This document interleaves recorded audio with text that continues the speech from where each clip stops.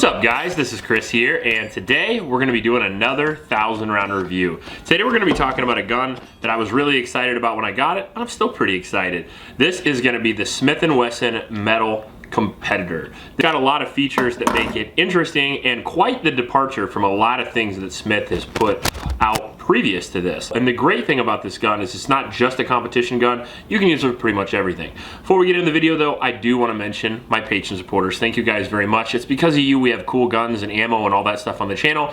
We're not here for the industry, we're here for you. We try to put out the most honest gun content possible, and we thank you for supporting us. If you want to do that, just go to the link in the description and sign up. Also in that description is a link to a local shelter in Ames, Iowa. It's the YSS. It could really use your help, so please go down there and donate to those kids.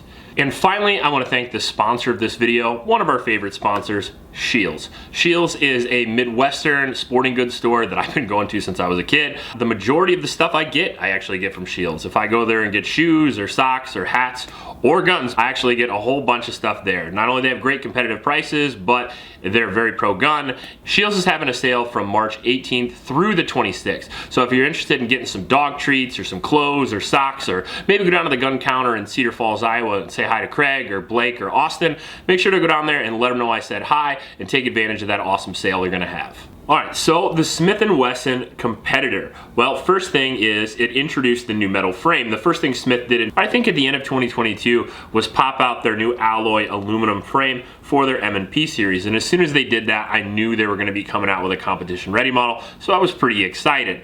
Smith did send us this for review, so we appreciate that, but it will not guarantee a good review, as all of you guys will know. I stay true to my word, and I might be wrong, but I won't lie to you.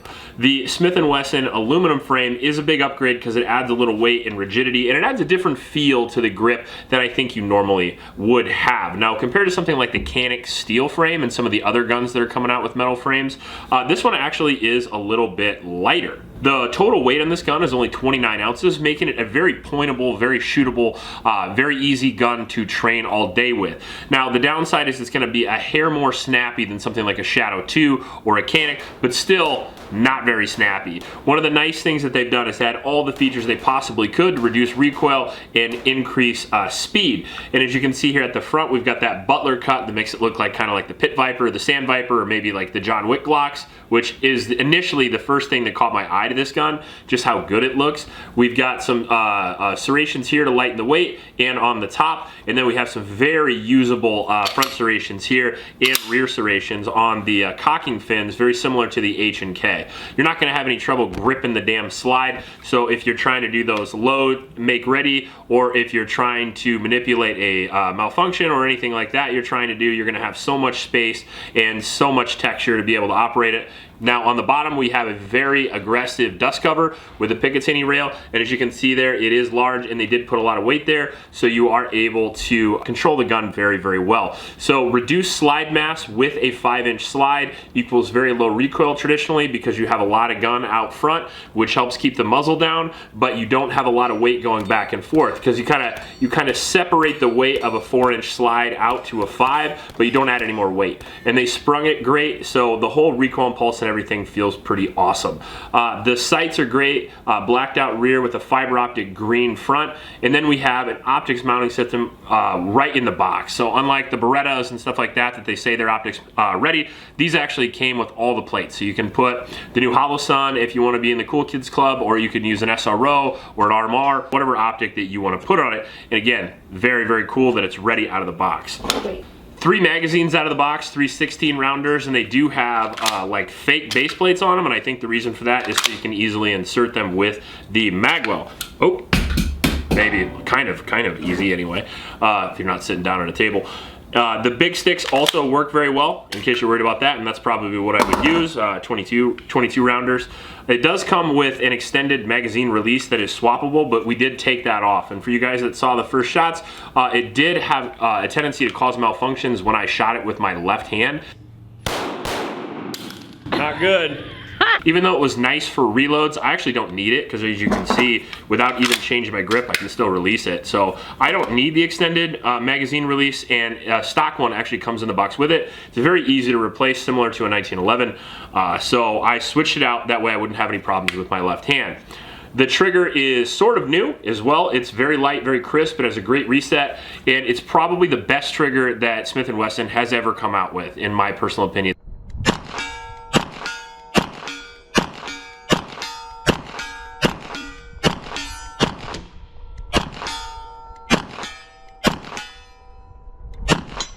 They went from the original Gen 1 M&P with that really bad articulating trigger. They did the M&P 2.0 that improved the trigger a great deal, but still had the articulation system. Now we have basically a slightly curved flat face trigger that breaks at 90 degrees, that has a bit of a trigger safety on it there. And as you can see, the trigger weight is around 3.5 pounds, 4 pounds. And the reset is very, very crisp, making the follow-up shots very quickly. Now, it's not as fast as something like a Shadow 2 or the Canic, but it's getting pretty close.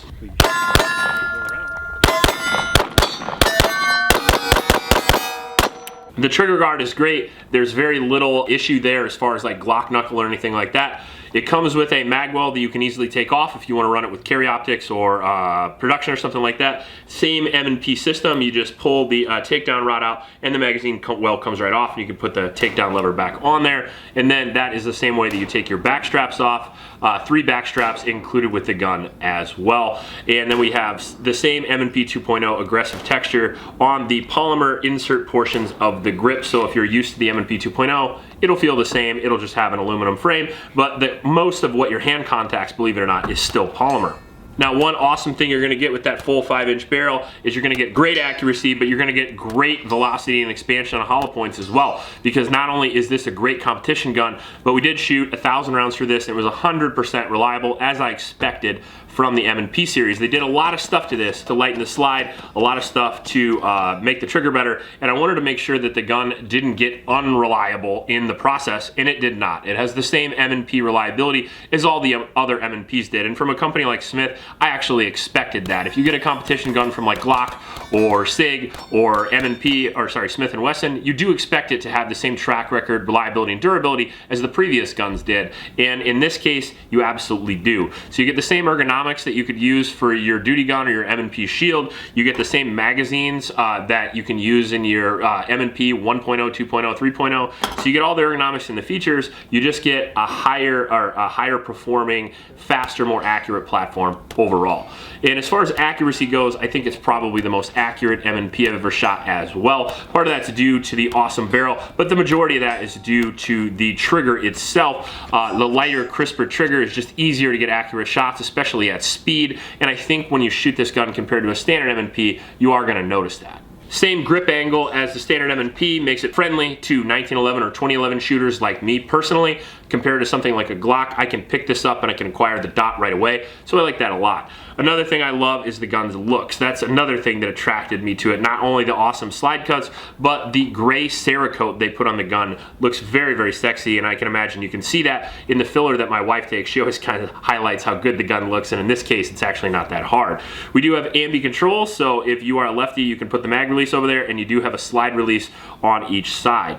Another thing M&P series has that I absolutely love is going to be that takedown lever there. And the reason why I like that is because instead of the Glock takedown, I've mentioned this in several videos, but we used to do durability tests in sand and dirt and mud and all kinds of stuff here at the channel, and I found that these style of takedown levers with the single takedown lever that you can kind of ram forward can be defeated and opened up if you have a lot of sand or dirt in your gun, whereas stuff like the Glock and some of the other pistols cannot. So I do prefer this system, and I also prefer the magazines on the M&P because they are all metal instead of something like a Glock. So not only does the insertion work great, because everybody loves a good insertion, but it comes out really easy as well and never gets stuck. So if you are doing quick reloads, you can get them in there really fast, and she likes that. Now, it comes with all the kit that you need, comes with 4 magazines, comes optics ready with plates out of the box, Cerakoted with all the slide cuts you need, all for under $1,000, making it, in my personal opinion, not only one of the better competition guns out there right now, and starting to be more popular. I actually saw a couple of these in the match I shot on Saturday, and they also did very well. Not only is it gonna be popular and available, but I think it's gonna be up there in quality, only maybe rivaled by something like the Shadow 2 or maybe the Canic steel frame. Those are the 3 most popular pistols I've seen in carry optics lately. The Canic, the Shadow, and now the M&P series. series. Obviously the Glock 34 is still hanging in there, but in order to get the same performance out of a Glock 34 that you're gonna get out of this, you're gonna have to pay a lot more money than you would for something like this. The Glock 34 comes out at like $650 already, and then you're gonna have to send it to like Jagerworks or Terran Tactical or somebody like that, and you're gonna have to pay a lot of money in order to get the slide and the trigger and everything that you're gonna get out of this. So personally, I think this is a great buy, and I think it'd be really freaking hard to go wrong with the M&P 2.0 competitor metal. That's a damn long name. They're always long lately. It seems like a new gun comes out. Long-winded. I know. If a new gun comes out, it has to have 6 names. If you like this video, please like and subscribe. Please help out your local homeless shelters, and remember to recycle. But before I check you later, I do want to ask you guys a question. What do you think I should compare this with in the comment section? Just let me know in the comments. Do you want the Canik steel frame? Do you want the Shadow 2? Do you want maybe the Tactical Sport 2? Let me know what gun you want compared with this.